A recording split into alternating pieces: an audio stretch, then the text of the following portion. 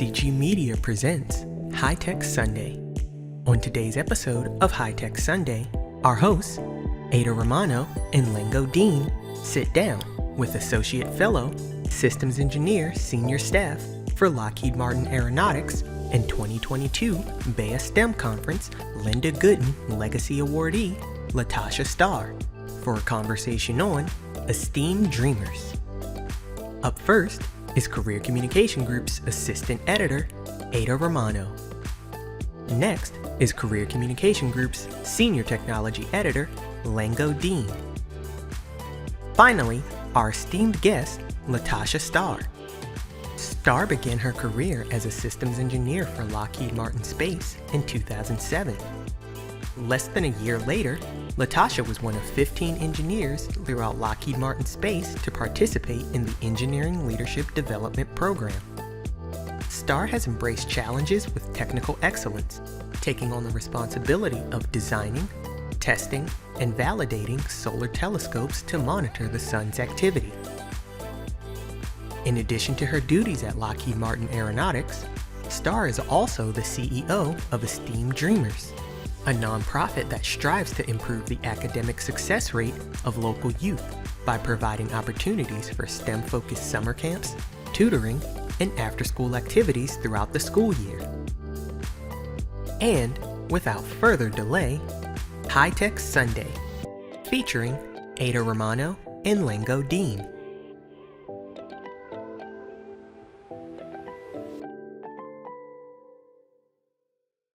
Hi, LaTasha. Thank you for joining us. We're so excited to have you here. How are you? I am well. How are you? I'm doing well. It's been a busy day here, but we're so happy to have you. And I'm so excited to talk to you because you're one of our BEYA winners for 2022. So it's an honor, really. Thank you. It's an honor to be here. Thank you. So I wanted to start off what we like to call our winners here superheroes. We have quite a few people on the staff that really like superhero movies. And so we go back to our guests as superheroes. And we want to talk to you about your origin story and kind of your background and how you got started in STEM. So if you could just tell me a little bit about where you came from and how did you choose to pursue a career in STEM? Yeah, sure. And again, thank you so much. Thank you to Career Communications for having me, for taking time for this chat. My STEM journey was kind of unpredictable yet planned all at the same time. I say unpredictable because growing up in Memphis in the inner city, it's really interesting because a lot of stereotypes that are placed on African American girls, especially for me, born to a single mother, even though I knew my father and he was always a part of my life from day one, but just that initial stereotype of growing up in poverty, growing up at my grandmother's house for the first 5 years of my life, those stereotypes don't necessarily equal an engineer or an associate fellow or a professor or a nonprofit, executive director. Those things don't necessarily lead to that path. And that's why I say it was unpredictable. However, despite the circumstances that I was born into, my parents, my grandmother always, had those high expectations for me when it came to academics and professionalism. And so those things were instilled in me very early. My father was a math teacher at a local school in Memphis, and he actually earned his engineering degree from Tennessee State University as well. And so I'm legacy when it comes to TSU. And so my mother, she dropped out of college when she had me. However, she went on to go back to school and she got her degree in healthcare administration, and she also got a master's, an MBA. And so when I think about just the resilience, the grit and grind that they had as young parents, to pass that on to me was kind of that torch that I needed. It was that fire that was lit under me to be all that I could. And they made sure that I was exposed to summer camps and made sure that I spoke correct English, and they made sure that I did all of my homework. And so that extra push just kind of set the foundation for excellence in academics. So, a lot of people say, well, I'm sure your parents are proud of you. And I say, well, I'm proud of them because there were so many opportunities to quit or so many opportunities to kind of um, lay down and bow under the pressure of what's common and what's easy. And so for them to continue to persevere in the midst of all the obstacles in their way, I have to pay honor to them. I would say that one of the first recollections that I have of being introduced to STEM at an early age, my mom, again, who was in the healthcare industry, she actually worked at St. Jude, which is in St. Jude Children's Research Center, which is in Memphis, Tennessee. And I remember going to work with her one day and just bring your kid to work day and just hanging out. And one of the things that I noticed as we were walking to the cafeteria was the group of doctors and nurses that I had quite frequently seen. However, there were a group of people walking with the doctors and nurses that were dressed kind of in polos and pants and slacks, and they had clipboards, and I was like, Mom, who are those? And she said, oh, those are the biomedical engineers, they come in to help with the prosthetics for the cancer patients. And just because they didn't have to wear, the lab coats and they were kind of just chill, I was like, all right, that sounds like a great profession.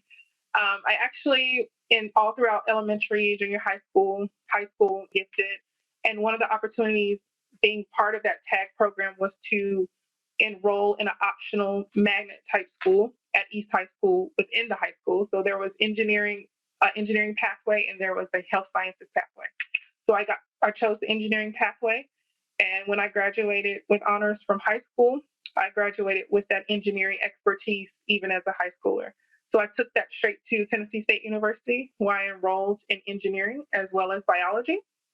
I knew that I wanted to combine the sciences with technology to see all that could afford.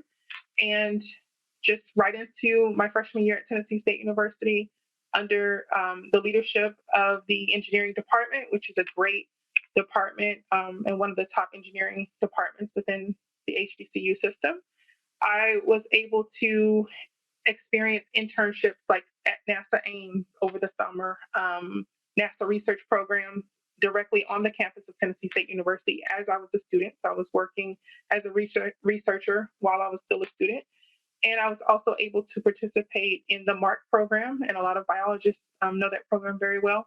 So I had that really nice balance of research, internship experience as an undergraduate student at Tennessee State University. Actually, myself and four other teammates or students at Tennessee State, we were actually part of the first HBCU team to participate in NASA Johnson Space Center's microgravity university. Just to give you a little bit of background on that, it's also known as the Vomit Comet. So you're on board the KC-135. You're participating in 30 to 40 parabolas consistently, which is why they call it the Vomit Comet.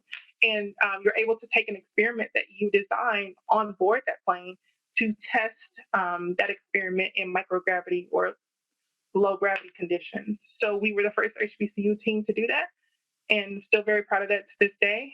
So just experiences like that definitely shaped my desire to pursue STEM full-time upon graduation.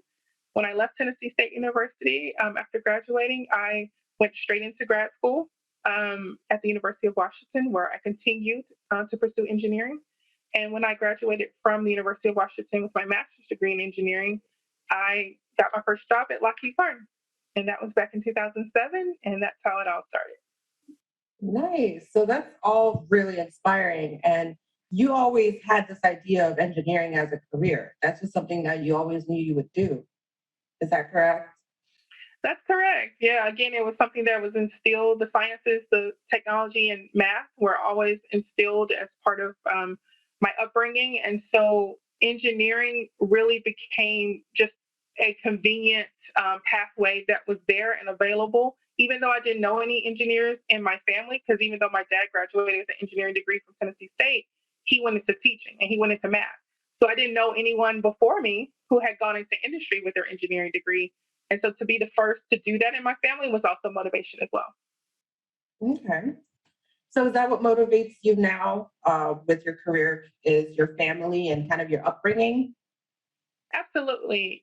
Being from Memphis, there's such a negative stereotype associated with which is unfair in a lot of ways. I think, well, I know that I come from a great city.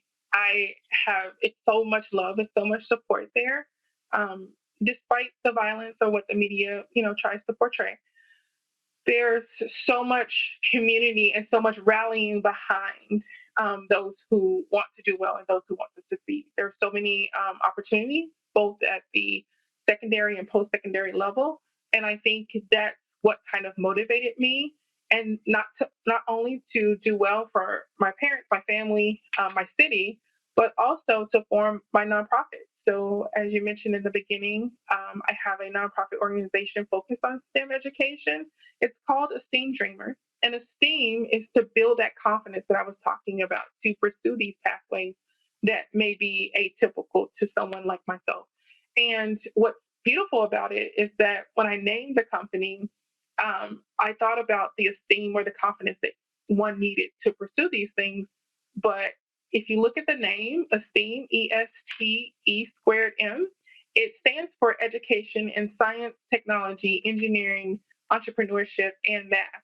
That double E, that second E for entrepreneurship, that's what I think is lacking in a lot of STEM programs, because there's something about the ability to communicate, the ability to present what you've created, the ability to talk about the product that you've designed, and to be able to sell it or branch off and create your own if needed. And so I think that's the confidence that I want to instill in the next generation of STEM professionals. That's awesome. And I know that you're making Memphis proud. Thank you. Yeah. So for High Tech Sunday, we like to give kind of a spiritual connection to what your career is. So, for example, there are people who are motivated by their spiritual background, whatever that may be. What is your spiritual background and how does that play into your career? So that's a great question. So for me, my parents, and especially my grandmother as the matriarch of the family, was very religious. Definitely, we went to church every Sunday, but I think it's what we did after church that made so much of the difference in terms of family, community, and spirituality, and making sure all of that was tied together. So after church, we would gather at my grandmother's house, everyone, for that Sunday dinner. So, when you see movies like Soul Food, you live it. So it's really awesome to kind of experience that spiritual side and that connection with other members of the community, but then to go home and continue that with your own family. Again, I think that's what really gives you the confidence as an individual, knowing that you're loved, knowing that you have that strong foundation. And then around those tables, we would have conversations about our ancestors. We would have conversations about her mother, my grandmother's mother, her father. Even though they didn't live locally, they were one of the first to kind of leave Memphis and kind of head west. So actually have connections to Los Angeles and things like that. But for her to speak of them and their bravery, and to speak of them and how they overcome and how they continue to overcome, but how they overcame so many struggles as African Americans in the South. To me, that is the spiritual continuation that happens when you leave church and you're around your table. And I think that reminds you of how strong you are and how strong you can be for obstacles that you have yet to face. And I think that is the spirituality that, as an African American woman, I have taken into every situation that I've had, every opportunity that I've had. I've been reminded of how fortunate I am and how every opportunity is a gift.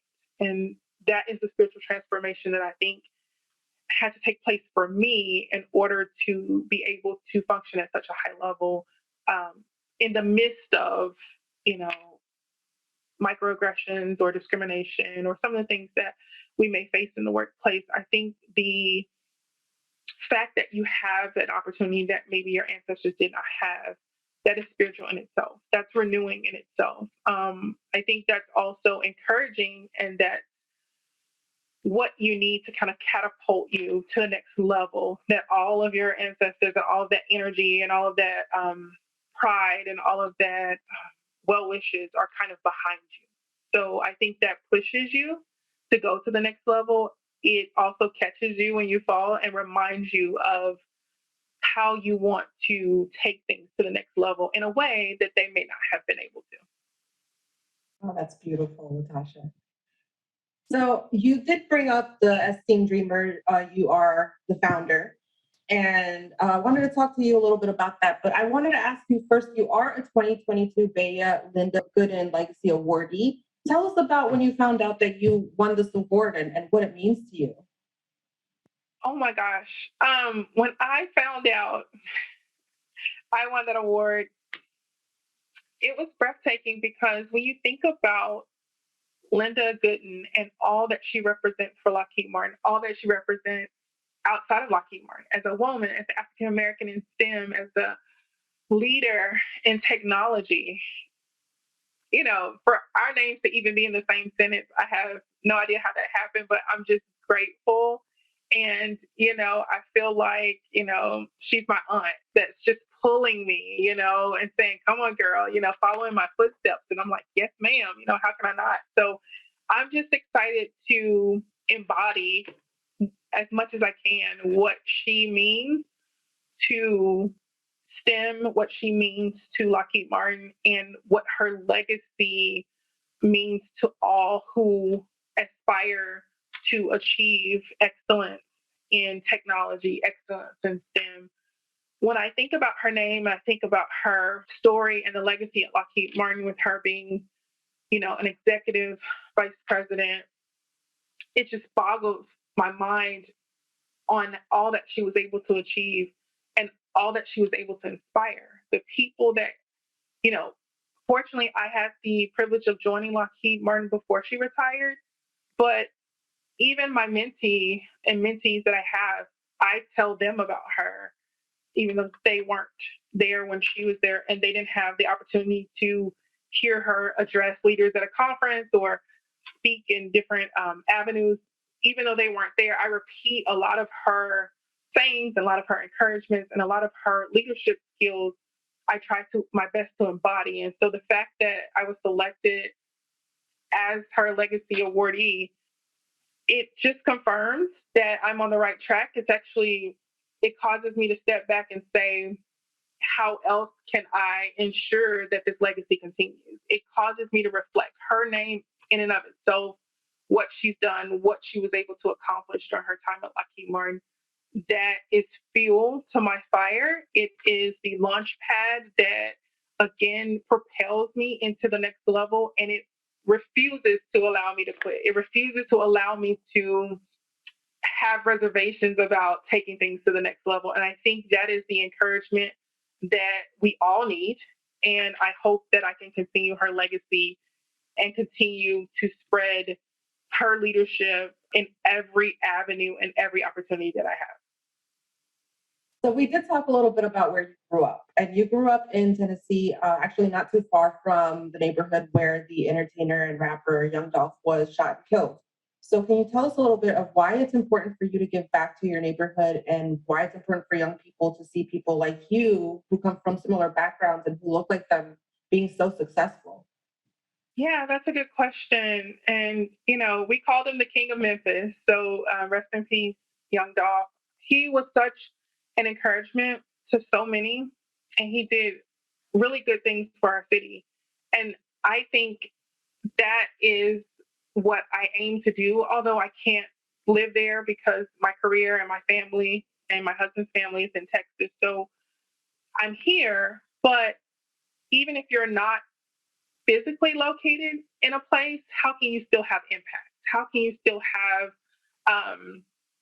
that presence where your legacy continues, and how can you still give back in a way that transforms lives?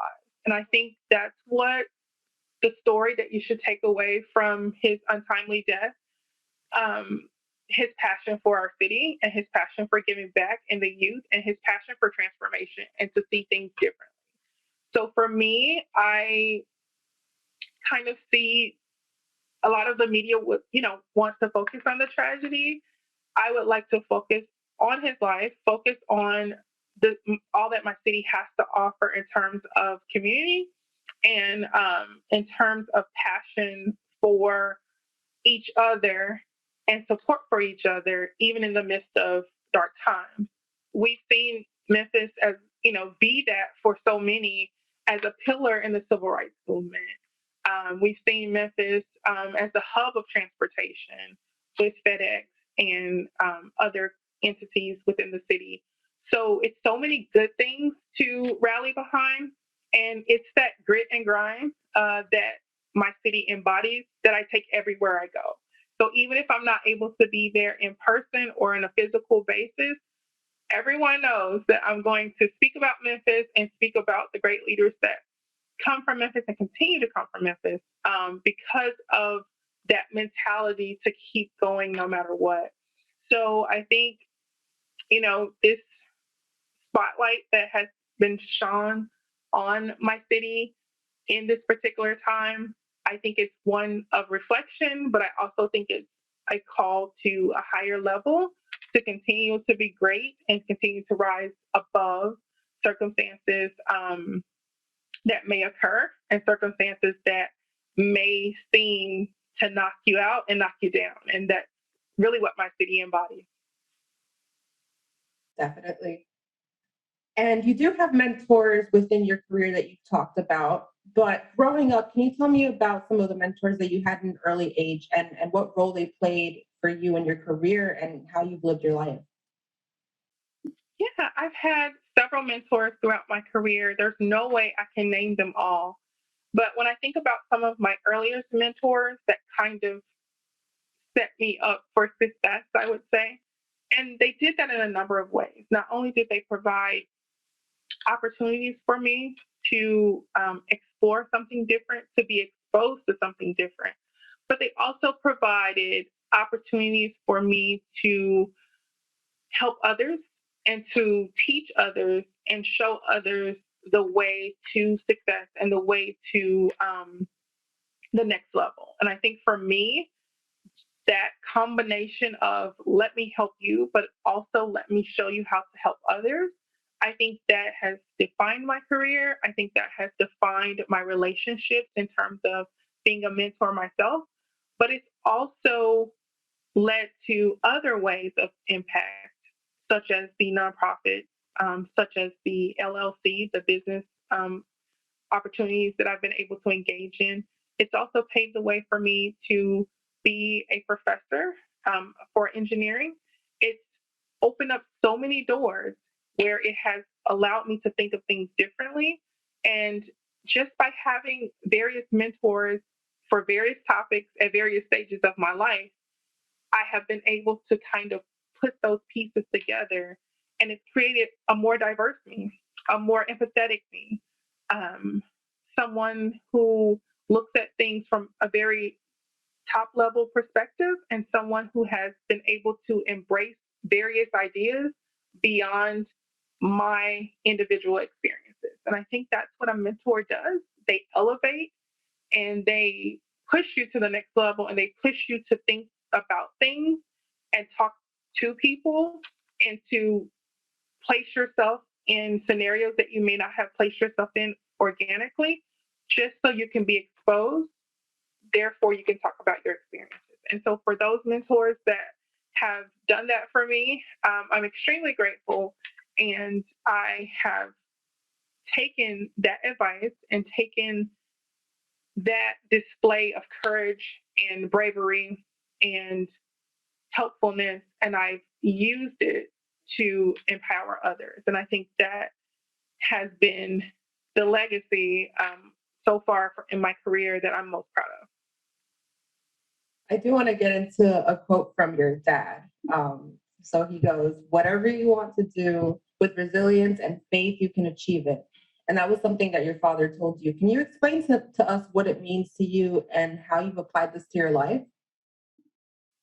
Absolutely. So my dad wasn't a big spiritual person, but when he talked about faith, he not only talked about it in the terms of believing But he also talked about it in regards to doing. He just showed you faith. Like, okay, Dad, I want to go travel here, or Dad, I want to go start, this business or start this nonprofit. He's the first person to write the check. So that was his way of showing faith as an action, as a verb. And so that was very crucial to me when I became, when I stepped out on my own. You have to keep in mind, when I left Memphis, I was 18. I haven't lived in Memphis since because my career has taken me so many different places. In the summer, when you think, oh, we're in between semesters, it's time to go home. No, I got on a plane. One summer, I was in Madrid working at the Centro de Astrobiología, working at the Center of Astrobiology, because there was a project about the Rio Tinto River and why it was red, and studying the river and studying to see if there was life living in that high iron content. Could that give us some indication of life on Mars? So this was my summer versus being home, hanging out, waiting for the fall semester to begin. But it was my dad saying, oh, go. Don't worry about us. We'll be fine. Send us pictures. He was that type of faith guy for me. And he was also my biggest fan and my biggest encourager when it comes to being resilient. Dad, I'm not really sure I can take a summer and go work at because I was selected for a Mars Desert Research Station program sponsored by NASA in the middle of Utah. So here I am in the middle of Utah for 2 weeks. We're going through the different phases of an astronaut, or, what it would be like to live on Mars. And we're living in a Mars habitat simulation. And, there's a greenhouse out back, and we're on ATVs, and we're riding through the terrain, and we're collecting samples. But it's 2 weeks, no cell phone, no, so for my dad to tell me, oh, you'll be fine, go. Well, Dad, I don't know anyone. Go. That was you. It takes resilience to do that, because you're all alone. You want to be home with your friends. You haven't been home to see your family. But instead of the summertime being downtime for me, the summertime was really uptime. It's time to get up, and it's time to get internships, and it's time to build your resume so you can have these experiences, so you can speak to these experiences, so you can build a career that you want. It's that combination of the resilience to try new things, the resilience it takes to be exposed to new things, and the faith to walk through those doors. And so I credit my dad for, giving me that encouragement, giving me that pat on the back. And he's definitely the one that pushed me to go and to do with resilience and faith.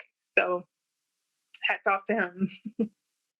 Yeah, and I definitely know from personal experience that having the support from your parents can make a huge difference when you're young and impressionable. Absolutely. Yeah, so we know that you have a passion for giving back to your community, and we've mentioned that your organization helps students in STEM. Can you tell us a little bit more about your organization and the target audience, and how you want to make a difference with your organization? Yeah, absolutely. So again, ESTe²M Dreamers, giving young girls the confidence to dream, to be esteemed to dream. So one of the ways that we do that, and we actually work with all students who are interested in STEM or who want to be exposed to STEM on a higher level. But we have special programs and special activities for girls who look like me because they want to see someone, touch someone, that tangibility to say, hey, if you did it, could I possibly do it? And that's where that dream and that wonder comes in. And that's why we call the nonprofit organization ESTe²M Dreamers. So my co-founder and I, she has her PhD in math, and I have 2 master's degrees in engineering. And so we develop all the curriculum. We develop all of the after-school programs, the experiment kits that we mail out every month across. Literally, these STEM kits go around the world, and they arrive at your door once a month. The cool thing about our STEM kits is that they have 4 to 5 activities within those kits So that keeps the kids busy all month long until the next kid arrives. And again, it sparks wonder and it sparks imagination. So it really gives them that confidence that they may not get in school, that they may not get within their community. It gives them the confidence to dream, and it gives them that tangibility and that relatability factor with other African American women in STEM who have went down the road and who continue to go down the road that a lot of these girls would like to go down as well. So one of the projects that we're currently working on, I'm very, very excited about, we're currently filming a documentary, and this documentary has been kind of in my mind for so long because it's the type of documentary I would have wanted to see. And now that I'm in position to create these documentaries and create these activities and different opportunities for young girls, it's just a dream come true even for me. So with the same dream, I'm giving these girls the opportunity to dream bigger, but I'm also allowing myself to do so as well, which is why I think this is so powerful. But the documentary, it's called STEM Roots, and we are taking these girls through the genealogy and genetic engineering process, which involves engineering, chemistry, biology. So we're using the sciences and engineering to pull them in, and once we have their attention, we're showing them how STEM can teach them more about who they are. So we're tying in STEM and genetics to genealogy and ancestry. Why this is so important is because as African American women, a lot of us don't have the privilege of knowing where we come from. Africa is a whole continent. So where in Africa? Tell us more. And when you think about the power that comes from knowing who you are, the confidence that comes from knowing where you come from, it's something magical that happens when you're able to connect to a history that is vibrant and a history that is something to be proud of. So we want to give those girls that opportunity through STEM to learn more about their heritage. This documentary takes them through the journey of discovering who they are using ancestry DNA tests via African ancestry. So not only are they learning more about Africa, the particular country they're from, but even down to the tribe. And more importantly, they're learning about the STEM process, the genetic DNA analysis that has to take place in order to take their DNA and to go through the analytical process to discover how their DNA matches that same DNA of tribes in Africa today. Making that connection, bridging the communities together between African American and African communities creates this bridge and creates this fellowship that doesn't organically exist. So we're able to expose them to STEM. We're able to build empathy between the two parties, African and African American. And we're also able to give them information that they have never had before and their families have never had before. So we're connecting the dots for them. We're both in who they are and how STEM can help them learn more about their communities, their families, and how STEM could propel them into a career that for years to come, that they can be STEM professionals, they can see themselves in STEM, and STEM can help them find out more about who they are. So we're so excited about the project. We're so excited about what it means for them, and we're so excited to see their faces when they realize, oh gosh, I could truly be a geneticist. Oh my, I didn't know that I was from the Igbo tribe of Nigeria. Those two conversations are meshing, and it's beautiful. So we're just happy to bring that experience to these young girls. And what's the impact that you wish for this documentary to have on the audience, especially the younger audience? We want them to have a new walk, to have a new talk, to have new conversations, have conversations that they weren't able to have before because they didn't have the knowledge before. We want them to see themselves in a different light. We want them to learn more about the tribe that they come from. Were they entrepreneurs? Were they farmers? Were they, warriors? What made your tribe special? Could that be an indication of some of the things that make you special? We want to connect them to something greater than the transatlantic slave trade. We want to connect them to something greater than, poverty or being, all the things that we're taking from them as African Americans. We want to give some of that back.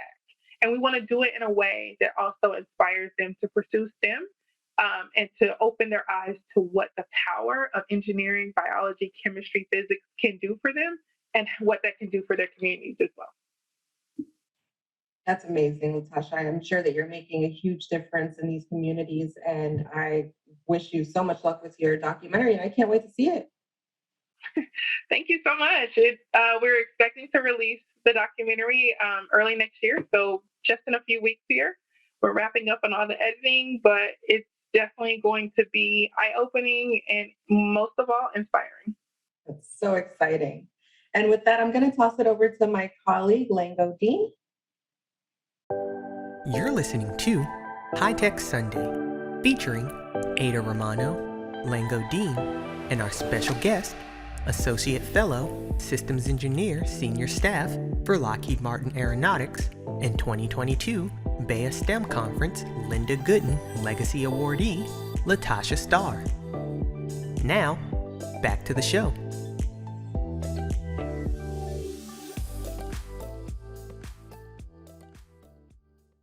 Thank you, Ada. It's great having you on the show. And of course, welcome to our guest. It's a fascinating conversation between you and Ada.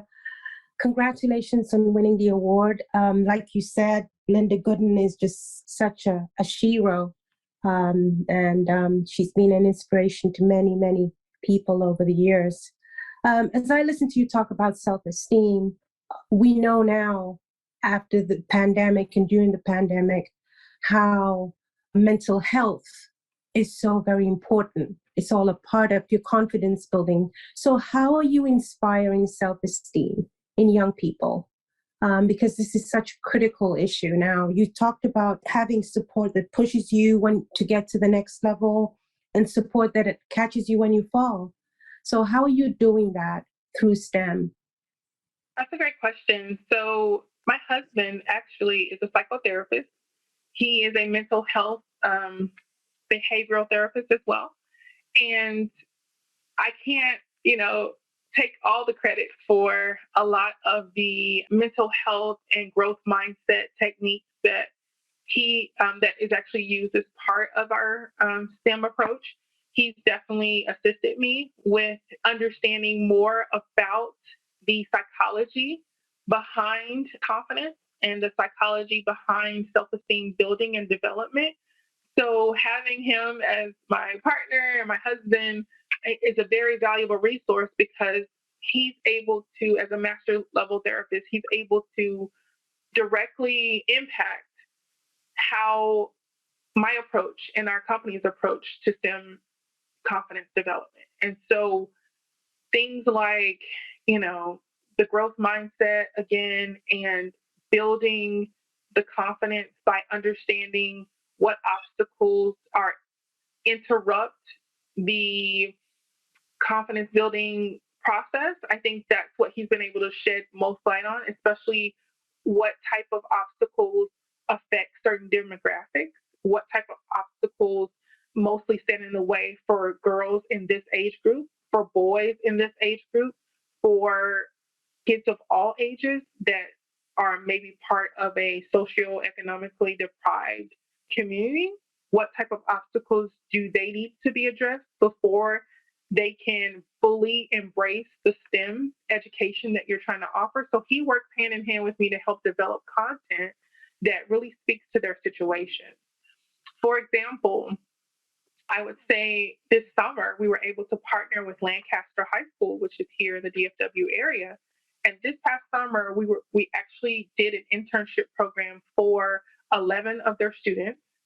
And with that program, not only did we offer hands-on project-based learning, and again, just seeing the faces of the students and seeing them light up as they solve a problem, or they connect all of the wires together in our electronics kit where they're able to see the light bulb come on or the propeller on the helicopter spin.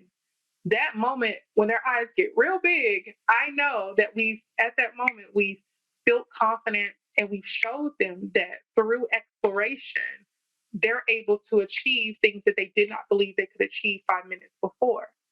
So with that particular population, not only through hands-on experimentation, project-based learning, are we able to develop this confidence, but more specifically, we brought in engineers, we brought in scientists from Fortune 500 companies to speak with the students via a webinar, and we combined those two together.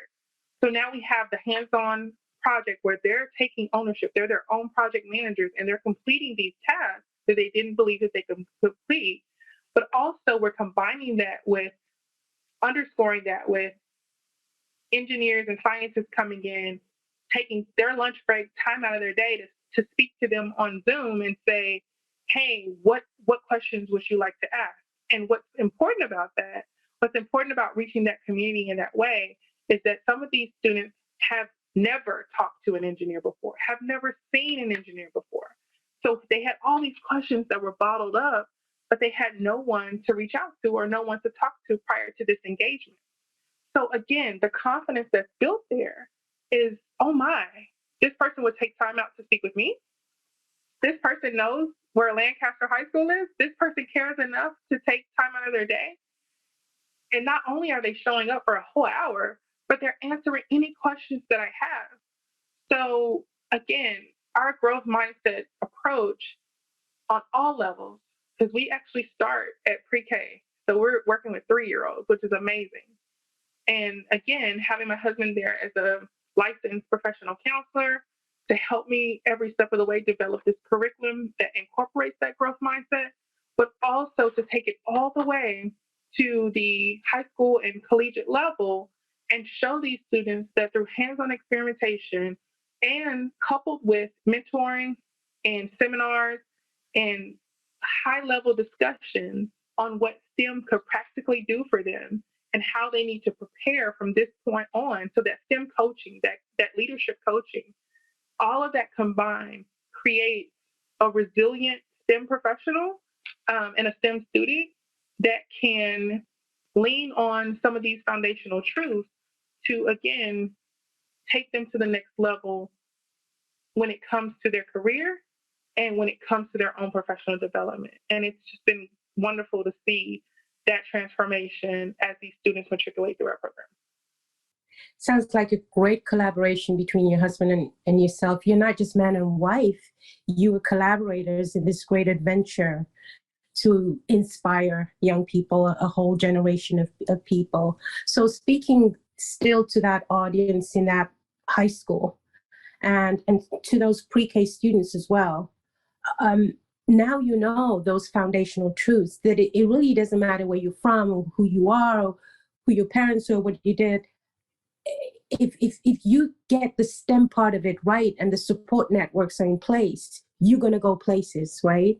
So speaking to that community, because you don't I guess you don't have that many poster girls and boys yet that you can point to. So what would you say to them in terms of the doors that have been open for you? Yeah, I would say, and that's why I was so excited to do this interview, because when we talk about spiritual connections, I think that is the big takeaway, that there has been something placed in each of us that resides on the inside, that it's like a flower, just waiting to bloom with the right ray of sunshine. With my nonprofit, with the legacy that I hope that I'm leaving, it is my hope that I am that ray of sunshine that allows that flower to bloom. I can't take credit for putting the flower there. I can't take credit for all of the watering or the feeding or the potting that has to happen. But sometimes it's that ray of sunshine at the end that says, I see you. Come out. Be your best. So I would say that for me, through my experiences, through all of the the master's at University of Washington, and then going on to get a second master's at University of Texas at Arlington, the leadership development program, the associate fellow. I'm hoping that each of those things provide a ray of sunshine for someone to open up just a little bit and say, is this possible for me? Could I do this? How do I get involved? Could I be next? And once we get that little crack of opening, then we can begin to nurture. We can begin to encourage. We can begin to just pour love on, to share that connection. So now my flower starts to talk to your flower. And, we're all blooming here. That is the goal. And so I think spirituality is in everything we do. And I think there's an empathy that we try to create. Do you know when the little 3-year-olds are in my after school program, it doesn't matter about color. It doesn't matter about gender. All these things that adults have conversations about, those kids don't even care. They're just like, oh my gosh, we have elephant toothpaste. And now we want to see how much elephant toothpaste can come out, So that collaboration. So what am I teaching at that point? I'm teaching collaboration, all the things you need when you finally get to, industry or when you get to college and you start working together. Okay, can we solve a problem? Can we work together to get this done? Can we mix some ingredients together and see what happens? That creativity, that curiosity. Those are the things that I'm trying to bring back. That's the legacy that I want to leave. And again, as 3-year-olds, they're building empathy for each other. They are learning to work with, it's like, we need to have, training about how to work with women in the workplace. No, we just need to start younger. Just let them play together and let them, And so I'm seeing all of these, conflicts really self-adjudicate. So, a kid drops part of their experiment and they're over there crying. The other kid comes and pats them on the back. All this is organic. How do we keep this going? At what point do we lose this? That's the esteem that I'm talking about. The esteem that comes from working with each other, the esteem that comes from even individual work where you're just like, oh my gosh, I have to figure this out. I'm not moving until this is done. And then when you accomplish it, that's part of the esteem. And not to mention the esteem that comes from other people taking time out of the day just to say, you know what, I believe in you and I'm here to answer any question you have about engineering. And I'm here to talk to you about how to get to the next level. I'm here to coach you through your STEM program. And I'm here. That's what I wanted to see. And that's not necessarily what I had coming along. I can't lie and say that I had it, but I'm going to make sure that there is a generation that does have it. And that's the inspiration behind ESTe²M Dreamers. That's the inspiration behind this Legacy Award. That's what I see when I see Linda Gooden's name. And that's what she did for me. And that's what I want to do for others. And it's that ray of sunshine that I hope that I shine everywhere. And if you don't like it, put shades on. I'm not apologetic about it. I want to bring this energy to the world. And I just appreciate the platform that I've been given to do so. That's wonderful news, but I'm going to press you a little bit because we live in an age of cynicism. And so how do you get past, President Obama talked about it 10 years ago. How do you get past that cynicism to get to the young people? Because like you say, with young people, connections and friendship and relationships and sorting out, difficult moments is just so organic, So how do you get past the policymakers and the leaders and the decision makers who are cynical, who do have an impact on a program like yours? Well, you have to look for the opportunities to have impact. For instance, right now, we are being considered for a major grant that addresses learning loss due to the pandemic. So there's a door that's open now that may not have been open 2 years ago because, at one point they were saying our district doesn't have enough money to give everybody laptops. So then COVID happened. Everybody has laptops. Where did that money come from? Not really sure. But guess what? I'm glad that there are some students who have technology in the homes now that didn't have it before. So here we come with our virtual YouTube videos on how to do STEM experiments. we're able to now come into that home and we have, family nights where parents are like, okay, can you show me how to do that experiment again? The one where you put the Mentos in and you have the rocket, so we are now transforming entire families. I may have set out to have a moment with a pre-K, 3-year or even the autistic community. My son, he has been diagnosed with autism. And so we have now been asked by several autism communities to come in and to have STEM activities where these students can be themselves. There's no limitation on how they STEM, but they can come in and they can do these experiments, and we've seen their confidence increase as well. We've seen the neurodiverse community be able to work STEM experiments in a way that works for them, and again, without judgment and that empathy that I talked about earlier. So you may have some parents, you may have some government, law officials, anyone who may be cynical at first or skeptic, but I welcome them to just take a moment and come in one of our classrooms. I address the things that they care about, which is learning loss, but then when I come in, I'm actually building the confidence for those students that was also diminished along with the learning loss. So I'm able to see some of the real issues that lie underneath to address the issues that they may have concerns about. And also, I would say one really important thing that I've been able to accomplish and I'm most proud of is relating STEM to communities that did not see themselves in STEM in the first place. So maybe creating a cell phone app to track how many three-pointers Steph Curry has made so far. He's almost about to break the record. So we'll tailor the content to the things they care about. We'll make it relatable. And once we've done that, the cynicism seems to be removed and the door opens for those conversations. And that's one of the things that we pride ourselves on, taking the time to know our audience and know our community. That's wonderful. I'd like you to come back one day and talk about neurodiversity in STEM. But for now, just for a couple of minutes before I turn it back to Ada, just tell us what ESTe²M Dreamers, I hope I'm saying it right, is all about again, and maybe the other things at Lockheed Martin, and just tell the audience about that program some more, and we'll throw it back to Ada. Yeah, thank you again. So ESTe²M Dreamers, think of us with 3 major words. We call it the 3 C's. It's building competence, because you got to know your stuff. In no way are we diminishing the need for academic excellence. That's always at the forefront. So once you've built the competence, we also want you to build the confidence. We want you to be resilient. We want you to be able to communicate with anyone in the boardroom about what you've done, and to do it with boldness, but to do it with a certainty about who you are and what you know.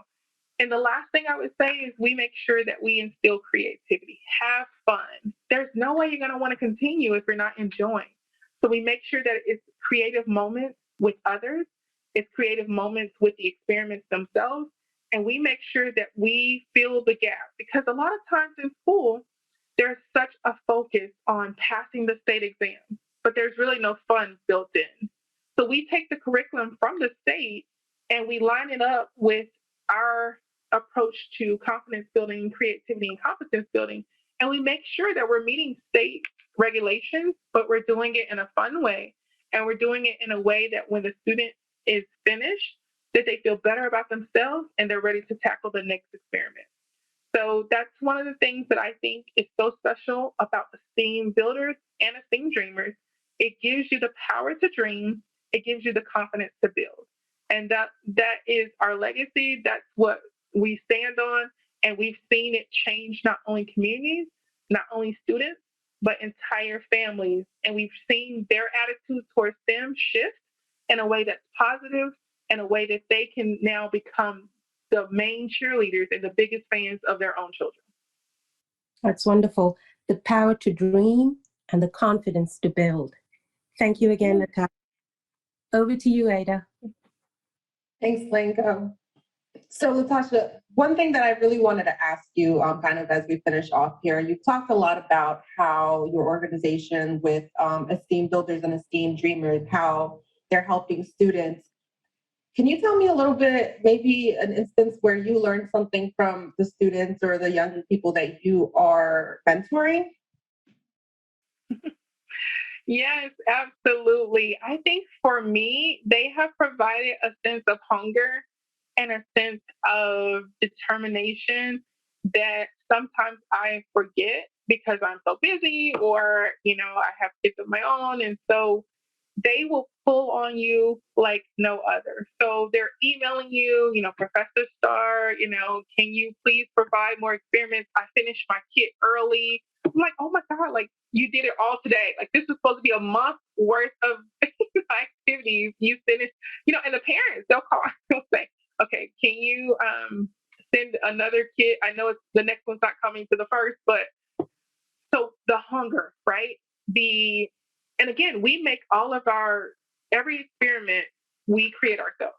So we are constantly saying, okay, do we have enough? And we create them and we customize each experiment for each grade level. So it's like we have like a pre-K, 3 through maybe kindergarten or first, and then we have a whole nother group for, middle schoolers, and then we have another experiment set for high schoolers. And so we think, just when we sit back and be like, okay, we're up to 25 kits now for each grade level. So this is 75 different experiments. And we sit back and breathe. We have robotics, we have chemistry, we have microorganisms, we have, all kinds of topics, of course, genetics, DNA. And so we sit back and we're like, okay, well, we're going to take a break. And next thing you know, we'll get a call and someone will say, well, my kid's interested in forensics. So we'll go build a forensics kit, So I would just say, that's what these kids do for me. That's what these students do for me. They continue to ensure that I stay hungry and I stay ready and I stay ahead of the curve. They're counting on me to pull from industry what I'm learning as an associate fellow and to bring that to them in a way that is digestible, in a way that they can chew on, So they're expecting me to take all these high level concepts and deliver it to their particular comprehension level. And not to mention, we're adding with that the ability to be confident in everything that they do. So as we wrap up, you may ask, how do I do that? Again, we're putting motivational quotes inside these kids so they can reflect on these quotes all month long. One of my favorite quotes from our kids, we have a structure kit. And in that structure kit, the quote for that month is, I am strong because I know my weak points. And part of the structure kit is building bridges and building all kinds of structures where if your weak points aren't addressed, if the stress and strain of those points aren't adjudicated, then your bridge will fall. But that's life lesson. And that's what I want to make sure is tangible and to make sure that these students know that STEM is life and life is STEM. And if I can get them to see that relatability and see how that connection is made, I believe then I'll have the type of STEM professionals that will go on to be successful and that will also inspire the next generation of STEM professionals. Wow, that's awesome to make that connection. I would have never even thought of that, but that's great. And so just to close us off with some of the projects, some of the really cool projects that you're working on, let our audience know where they can find you on social media, where they can watch your documentary, and then also where they can access your organization. Yeah, absolutely. So we are on Facebook, we're on Twitter, we're also on Instagram at ESTe²M Builders, ESTe²M Builders, BUILDERS, the same for Dreamers. And we also have a website, www.esteembuilders.com. And there's a link also to the nonprofit. That is awesome. Thank you so much. Are there any last words that you want to leave the audience with? Any words of motivation or inspiration? I would just say, just remember to keep going, to climb every mountain that's presented in front of you, because you never know what the view is on the other side. That's awesome. Thank you so much. It's been such a pleasure speaking with you. You are so inspirational, and I know that you're making a huge difference in the community. So with that, I'm going to toss it over to Brandon. Thank you for tuning in to this week's episode of High Tech Sunday. Career Communication Group's High Tech Sunday looks at professional development and technology through the lens of spiritual philosophies. In a time when digital information is more critical than ever, this weekly program is produced by and for CCG's community of alumni and professionals in science, technology, engineering, and math fields. The community runs from national thought leaders to aspiring students, and this weekly series aims to bring a concentrated discussion around technological advancements and achievements based on universal moral principles. The 1-hour podcast will be streamed every Sunday. The podcast can be accessed through the BEYA Facebook page, Women of Color Facebook page, and CCG YouTube page, in addition to Apple Podcasts, Google Podcasts, Podbean, and Spotify. Please join us next time.